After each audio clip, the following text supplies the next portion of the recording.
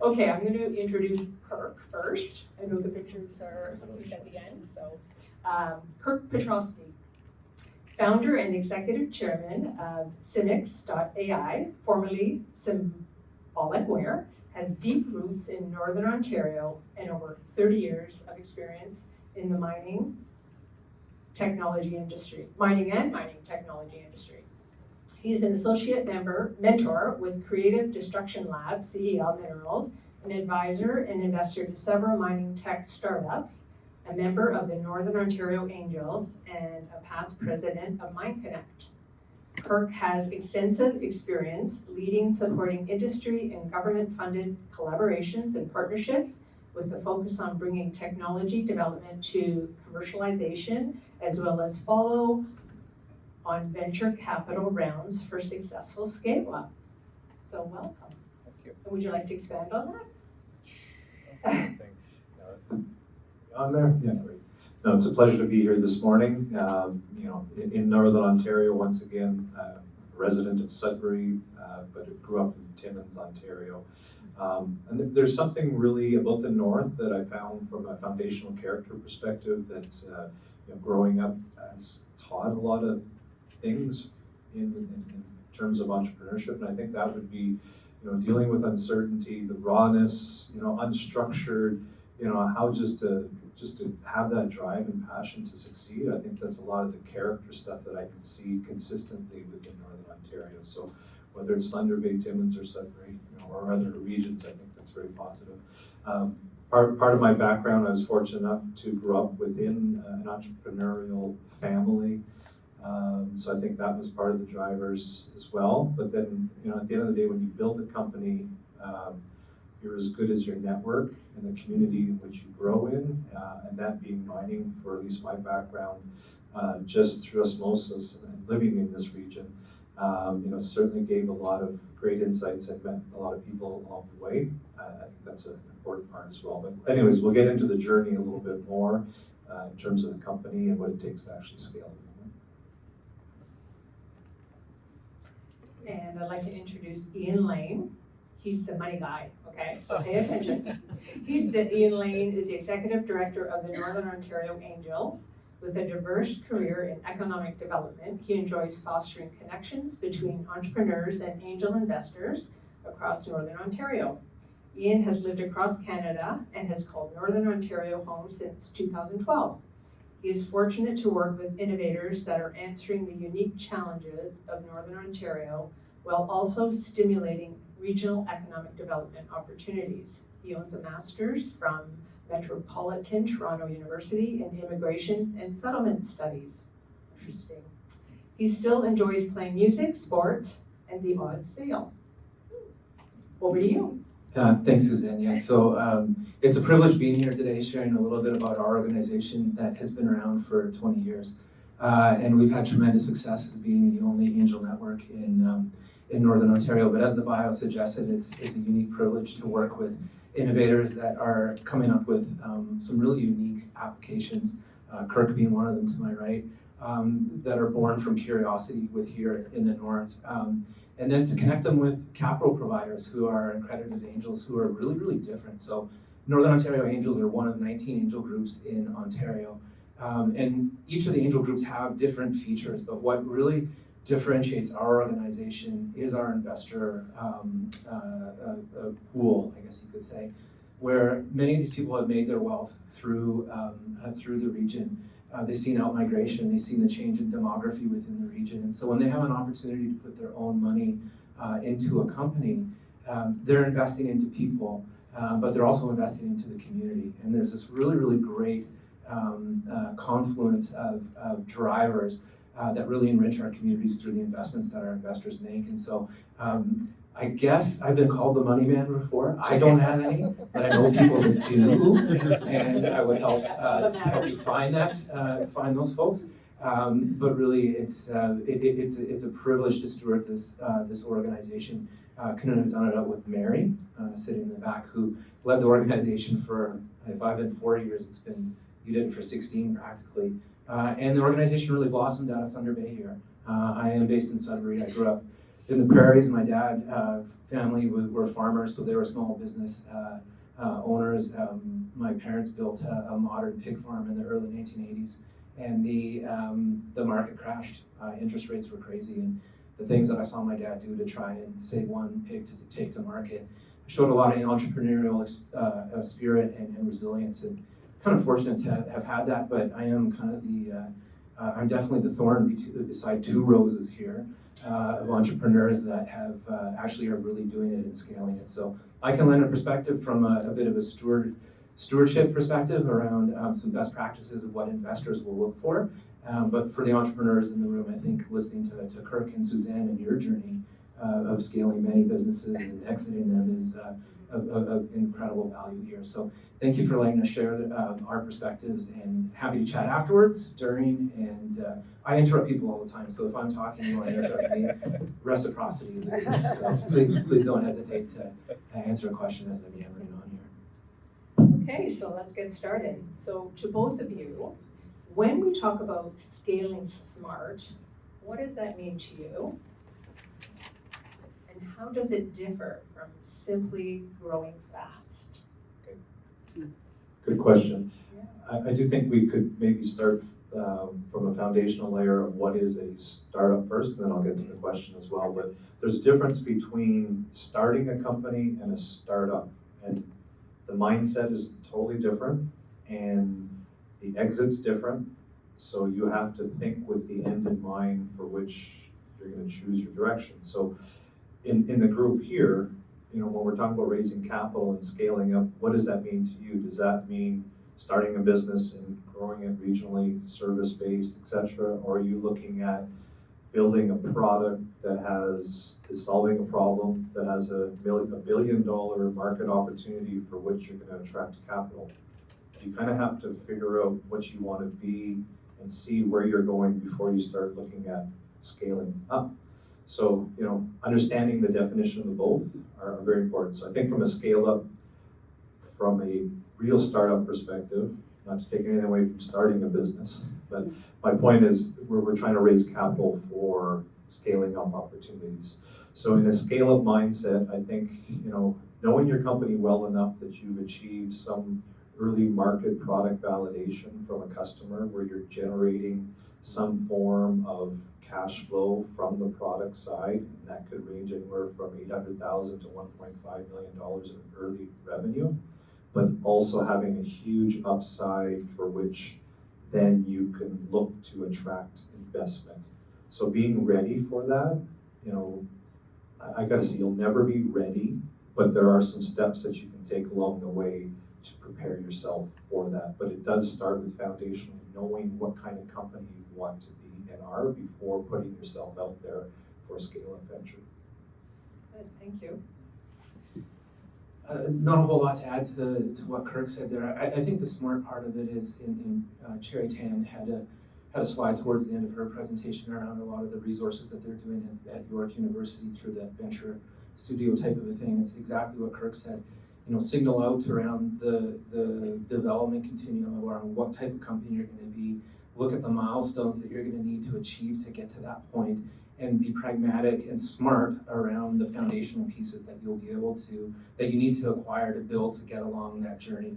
The journey is meandering. It's not A to B. I think you go through all the alphabet soup before you get along the journey. So how are you going to be resilient and adapt to all these things that some you may have control over, others that you don't? But make sure that you have the foundational pieces in place that you can build upon and do those pivots without being terribly disruptive to what you're working towards. So I think that's the smart part of it, is stepping back, and that's a hard thing to do. I think Cherry Tan had some really interesting points around that, you know, like the mental health part of being an entrepreneur, but you know, stepping back and assessing where you're going and is it right. And I think also surrounding yourselves with people. DJ had it in his conversation. Know your limitations. You'll know a lot about the business that you are scaling and growing, but you won't know everything. And so make sure that you're surrounding yourselves with people that complement your skills and complement the business and will allow you to grow. So I think it's the people and it's the foundational pieces in place to help you scale and not deviate too much. Can I just add to the foundational pieces and some of so part of CDL, which is Creative Destruction Lab, we are a global group of mentors that help startups go through this journey. And the three fundamental or foundational items would be one, generating cash flow. Cash flow can come in the form of revenue, equity, debt, anything that brings dollars. Number two is product market validation. So meaning that if you've built something, you validate it with enough customers. Number three is your team. So if you have those three core tenets and stability with that, then I think you're in a position to then look towards the scale capabilities. And then there's a whole bunch of things that you do to prepare for that. But I think fundamentally, those are the three main ones. There are a number of others, but just focus on those three. What are some examples of businesses that scaled smart in Northern Ontario? In Northern Ontario, I mean, I can only suspect that the U-Ride app that found was out of Thunder Bay, sorry. They had a niche where, my understanding of the business was, Ubers would not come into a certain demographic population. Therefore they saw a niche within northern communities. Sounds like they were able to scale that successfully. It's become a very good model. I'm assuming they've attracted venture capital along the way, etc. So that's a good local story here. And then within the mining context, a number of companies that that I've known over the years, long journeys, I'd say 17 to 20 years before the exit. So it's very pragmatic, and mining is a slow adoption curve. So Hardline Solutions of a suburb would be a good example.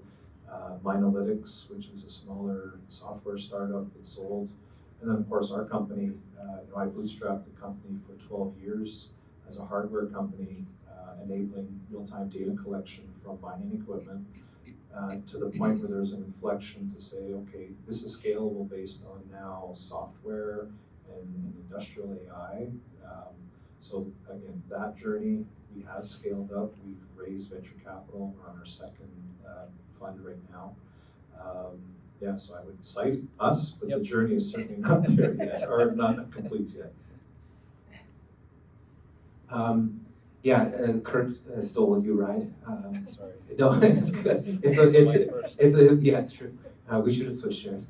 That's a wonderful story. Another local one here that I've loved and worked on. My background is in medical research. Before I joined the Angels is Radialis here. So what I love about Radialis, does everyone know Radialis? Oh goodness. Are they here in Thunder Bay? They're here in Thunder Bay. Okay. Yeah.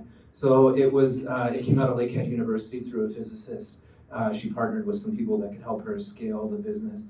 But they've developed a very small PET scanner that if a radiologist knows where to focus on where maybe the tumor in a breast cancer patient is, it can give 10 times the precision of the imaging of a regular PET scanner. It's designed, manufactured here in Thunder Bay. They have FDA approval, so they are selling units throughout the United States. The other application, which I really like and why I love this company, is that it's a good investment for our investors, but there's a social impact investment component to it. So their first disease site is breast cancer, and there's statistics, I can't think of them off the top of my head, these are rough, but women who currently go through the traditional mammography process, many of them don't return because it's so invasive and it's painful. The Radialis machine is non-invasive and it's non-painful because it's basically a scan, and so that's making a difference. And hopefully that company continues to scale and helps put the medtech scene in Northern Ontario, specifically in Thunder Bay, on the map. And it's hard. Kirk talked about the mining environment.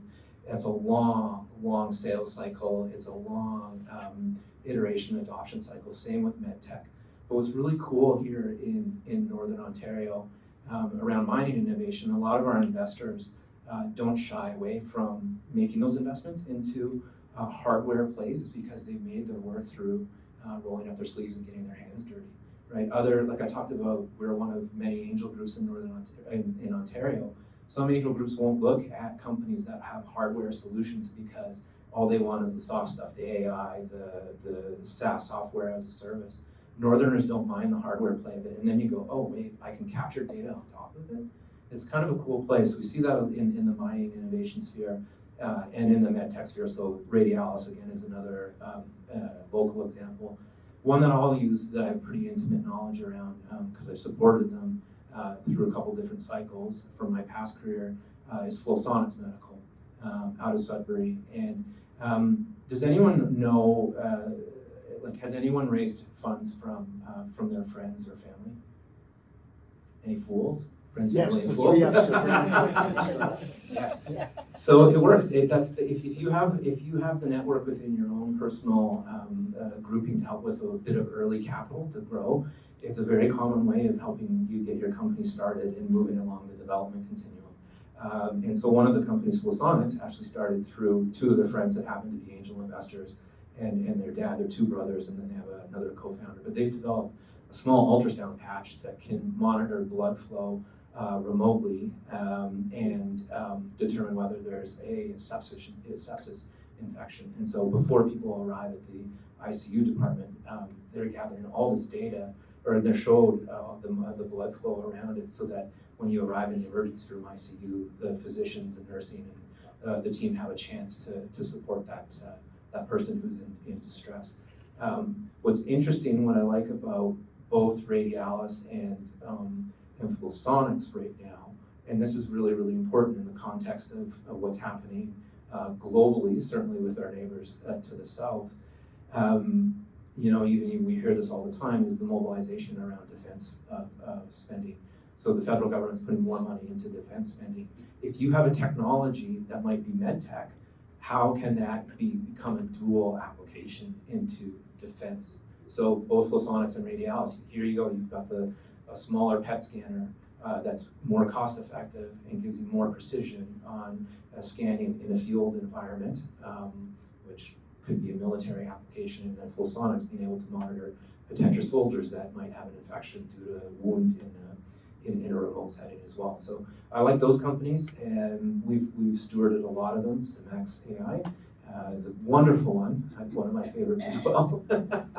A real privilege to steward a lot of interesting companies. But in each of those examples, they've surrounded themselves with good teams and have been able to execute. Wow. I've had too many coffees. I apologize. No, it's wonderful that that's all happening up here in the north. Ian, from your experience working with early stage companies, what are the signals that a business is ready to scale or pursue investment? I love that question.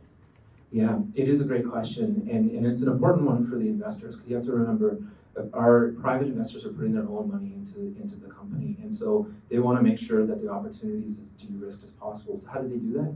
There's evidence, like Kirk talked about a number of the conditions or bits of evidence that you need to have to be in front of investors, and that's revenues, like he talked about. If it's an earlier med tech type of a thing, you've done some small clinical trials, on a small sample size that show some evidence that there's traction and that it's solving a unique problem. But as you get to investors, that little bit of evidence is not a little bit of evidence. These are key data points to make sure that the opportunity is de-risked as possible. One more thing. Ian, Okay. are there any indicators that a company might not be ready? I think at the early stage, for founders in the room, entrepreneurs in the room, investors invest in people. And so if you come somewhat prepared, that's going to be a signal that you're not prepared for investment. You have to really know the insides and outs of your business, have your financial fundamentals ironclad, so that you can rationalize what your projections are today. And they're going to change, and that's okay. I think investors are going to know that. But have had your market research to inform your financial plan that is pragmatic, you can execute upon it, like you've done your research into how you compare to other organizations in the marketplace. If you're wishy-washy or you're too bold, we see this a lot of the time. The hockey stick curve of growth. So I'm in business today, I'm pre-revenue, and in 3 years' time, my business is gonna have $30 million. And it's just, that's too much. That's a Bobby Hall hockey curve. That's illegal. It's not realistic, right? And so you want under-promise, over-deliver on the execution of scaling the business to investors, but you gotta have, like we talked about, the foundations and your research and your confidence put in place, and that you can justify it and rationalize where you arrived at these projections and where you're different and will fit in the marketplace. Kirk, as an entrepreneur, what are some early lessons you learned about scaling sustainably, and what would you do differently today? I have to think about that one for a second. I did get the questions ahead of time, but honestly, I didn't have time to prep time. Busy life.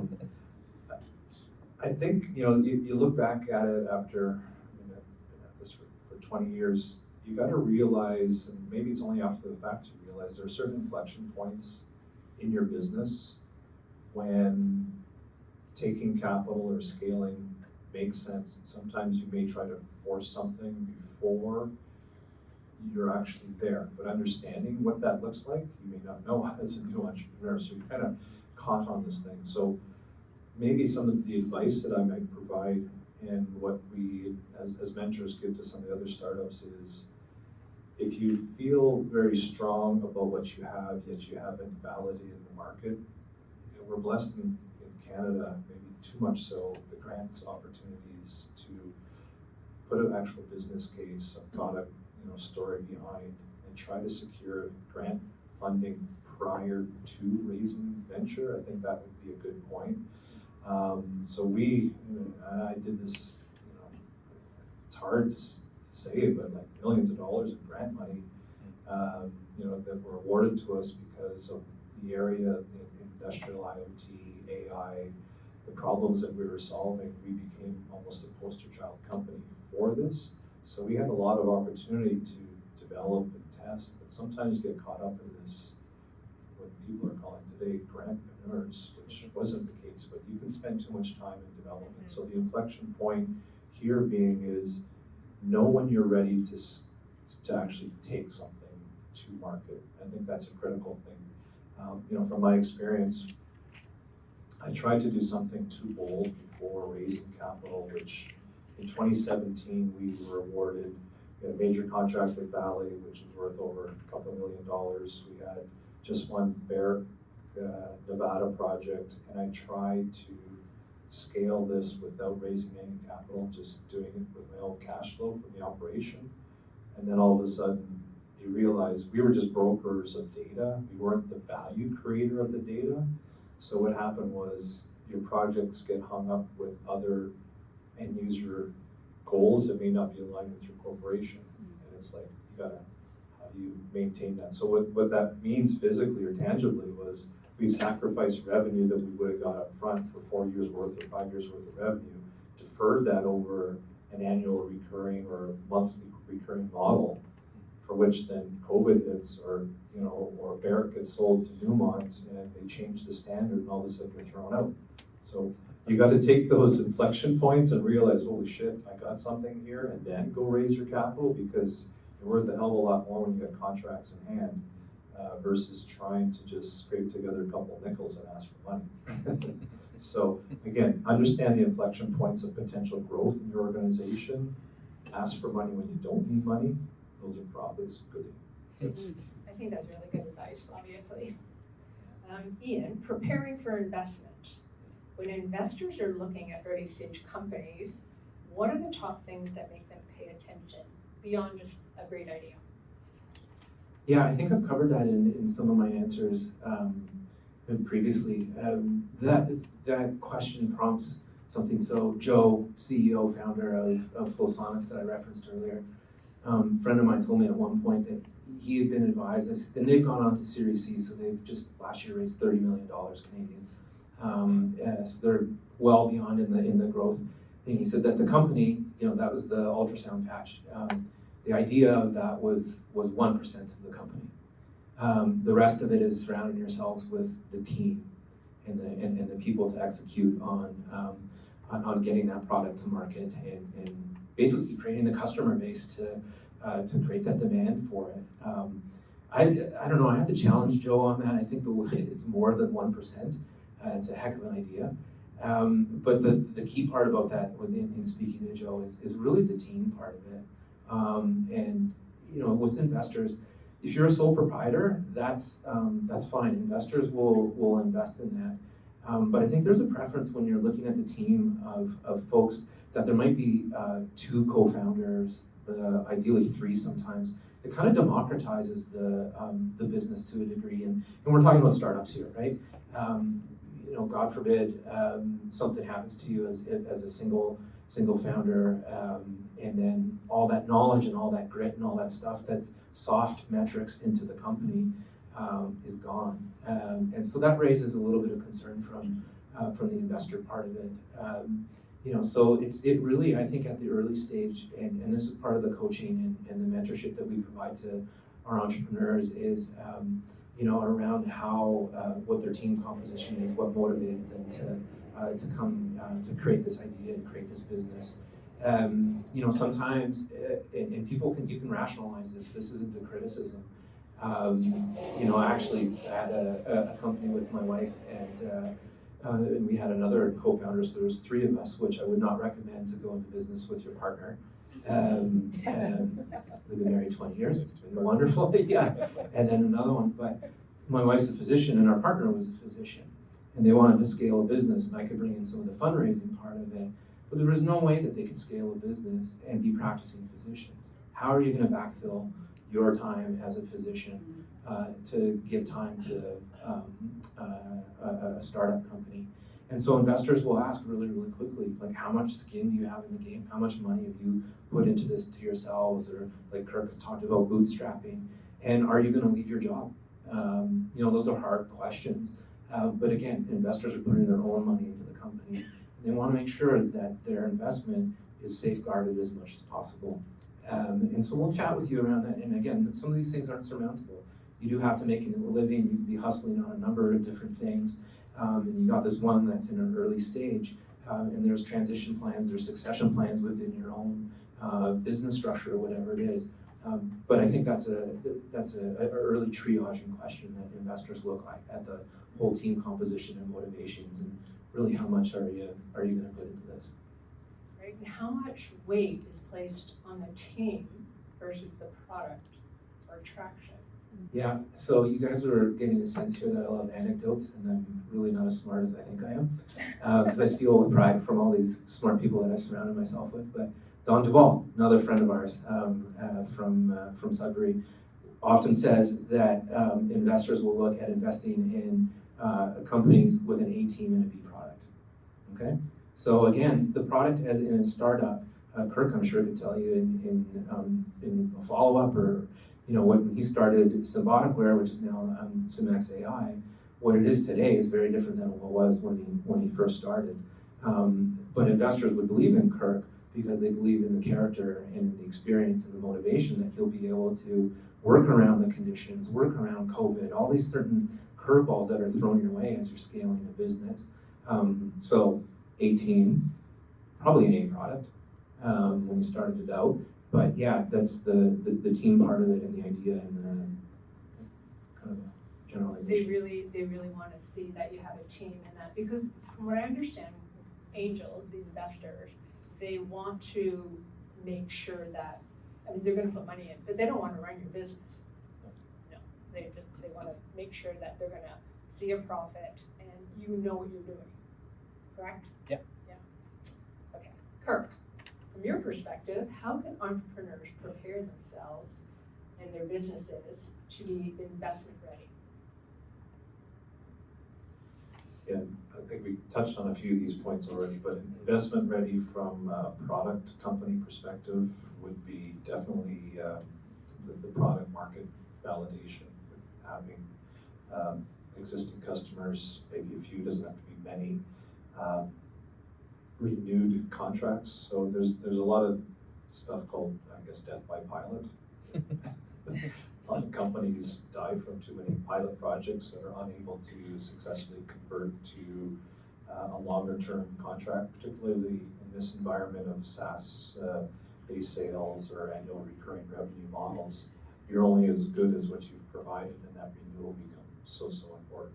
So I think to be investment ready, and again, it depends on the stage of the company too. So when we talk, if everybody knows about the different stages, we have pre-seed, seed, Series A, B, C, hopefully sell or keep continuing on this journey. But from a pre-seed perspective, investment ready would be an early market that's been validated, a small, real agile, nimble team that's really willing to hustle and work hard, a founder that can actually tell a story and sell a product this big.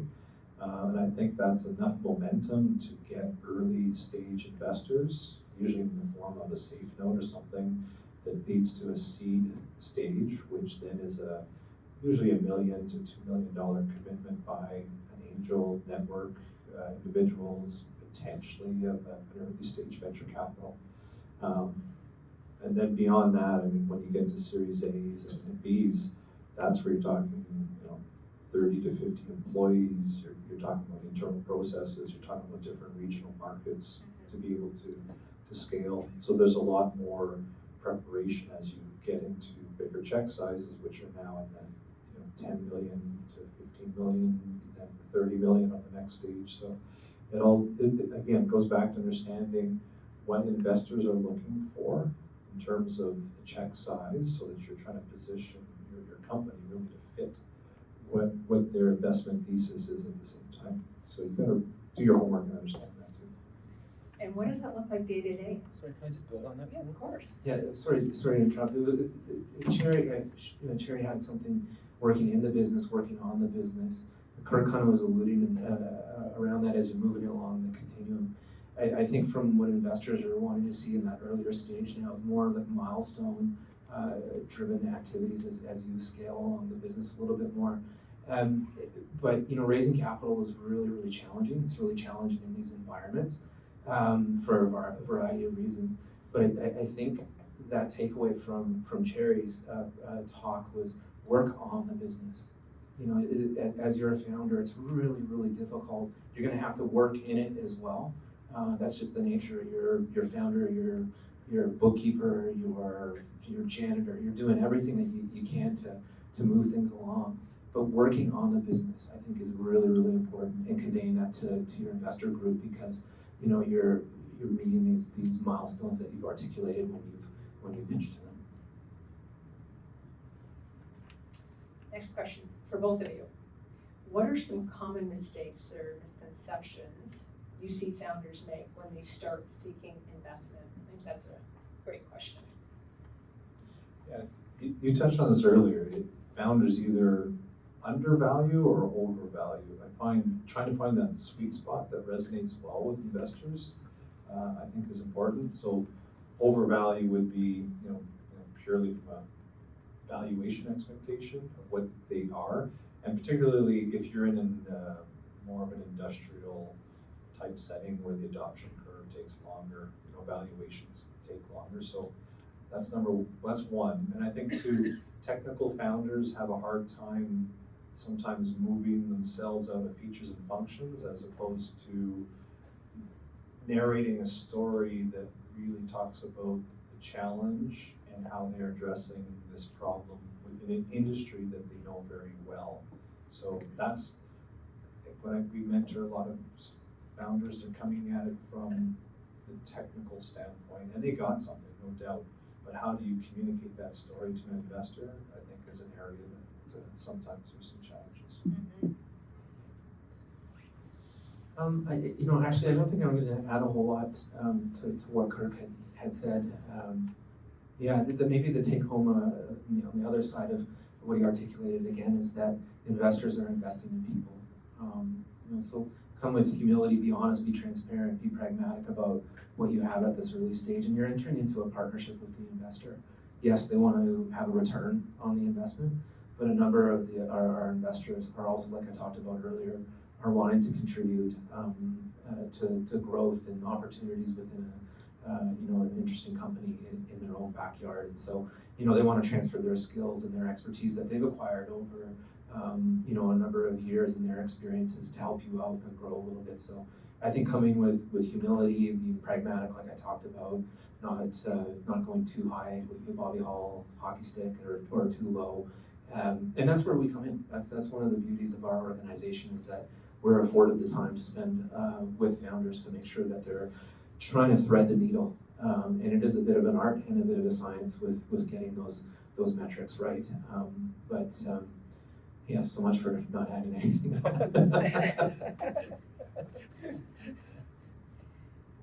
Do you have any stories or lessons learned the hard way? Of course. Sure. Before I answer that, you did ask something about practical day-to-day, and I just want to maybe leave the audience with something on the practical things that you could do to prepare. There's something called a data room, and if you're not familiar with what a data room is, it's what investors are going to ask of you for which they're going to evaluate, and that could be shared amongst many investors to make a decision whether or not they're going to have a broader meeting with you. So within a data room, some of those fundamentals are know your IP and your IP strategy very well. IP, intellectual property, do you have any patents, how is it protected, describe the technology. I think that's a key one.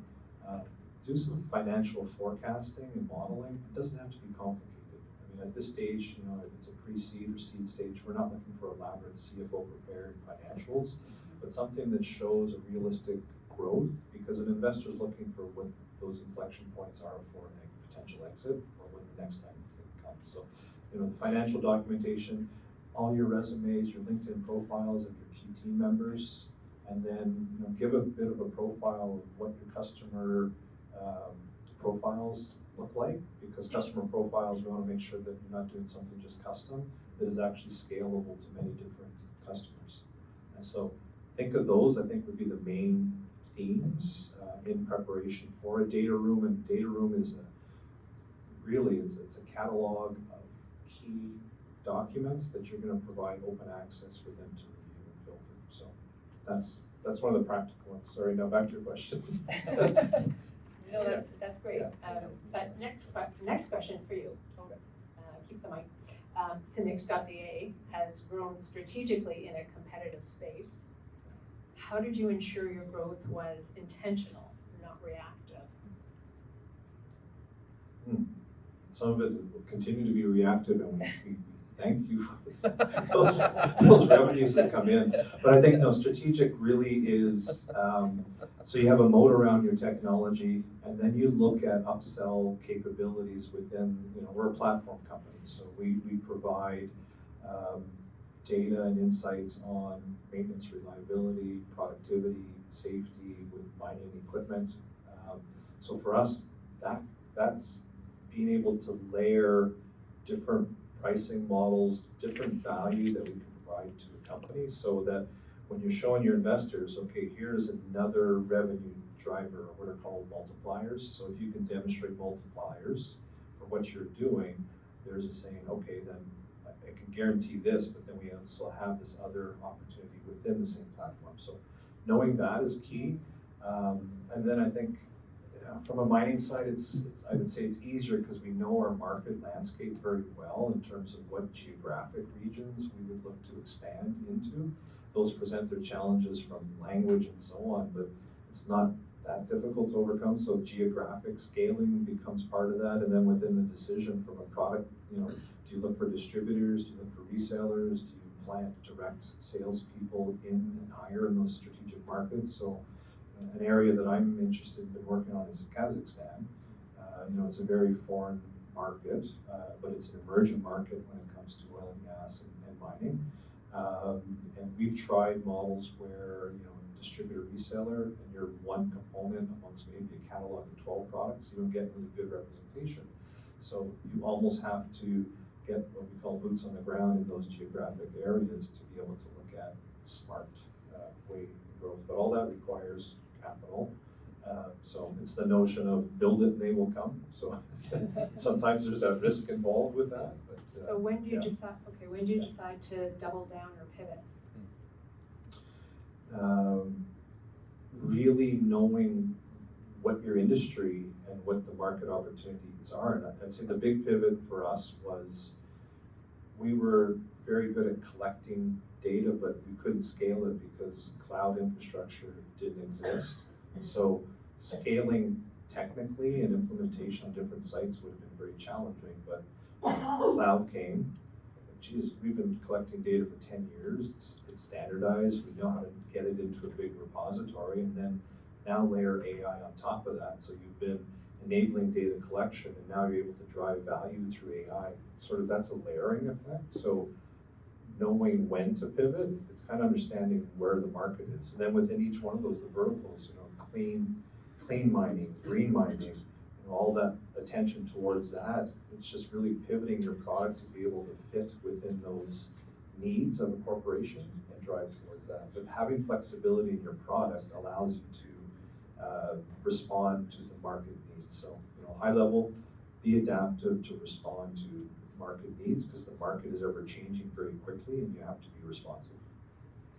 Thank you. Well, we're getting the sign from the audience at the back there saying, okay, time to wrap it up. So one quick question, we have time for one more question? Okay, so, so for both, quickly, what can small businesses do to build credibility and traction before they even start fundraising? Yeah, I think in the interest of time, I feel like we've covered that in some of our answers with those, customer value, having that product market fit and some good financial traction. Yeah, let's do that. And does anybody have any questions? Oh, there we are. Okay. Of course. Not that she's eager. Okay, so first of all, this has been so great. Thank you so much. It's really helped. This is really a new area for me, and I think for somebody who doesn't have a background in finance and all of this kind of stuff, but has a company that I see a lot of potential in, this is very helpful. So thank you. So one of my questions, I have a product-based business, and there's a lot of tech. I know there's a lot of talk around tech and AI and things like that. Now, Heartbeat Hot Sauce is a great example of a company in Thunder Bay who I think has really scaled out. So I look to them for kind of like what they've done. But is there any special advice that you would give to somebody who's product-based, where we're pre-seed, we're just starting, there's lots of potential, there's lots of market interest, but there's not really any money left. Like I had an investor come in who's also now a business partner, so there's two of us, but now we're actually looking to grow, and that's what's stopping us is just, the injection of money. So I guess my question is there anything that you look for specifically in a product-based business, like even just possible market trends, like women involved in coffee industry, for example?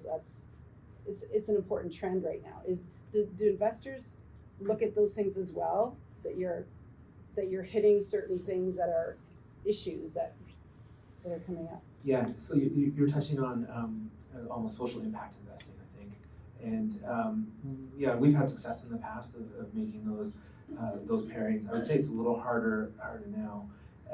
But going back to what we talked about earlier, like, do you have like an e-commerce site set up? Are you selling your product online? So you'll be able to tell a story of when you started as a date pre-post, when the store went on, where you're getting market, and hopefully through your website you can pull some analytics behind where even if you're very early, aren't purchasing your item, but maybe some people are, for whatever reason, in Calgary, are going, oh wow, I really like this. So it's showing that your web is expanded and you're getting into markets. And so use the SEO and the data analytics within your website to start to build a case around, hey, this is what we got. We're getting some early positive feedback. We'll need a little bit of an injection of capital to do that. And again, I think there's a little bit more of a mobilization around social impact in investing. And we can chat online about some strategies. One other point that I think is really important and ought to be celebrated in Northern Ontario, you had people from the Northern Ontario Heritage Fund Corporation, FedNor, there's the Regional Business Center, there's the Innovation Centers, there's 4 of which are across the region.